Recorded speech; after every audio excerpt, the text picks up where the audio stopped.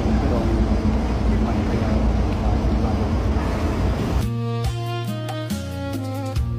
ขัดเกลาตนด้วยพระธรรมทุกก้าวอย่างศรัทธานำ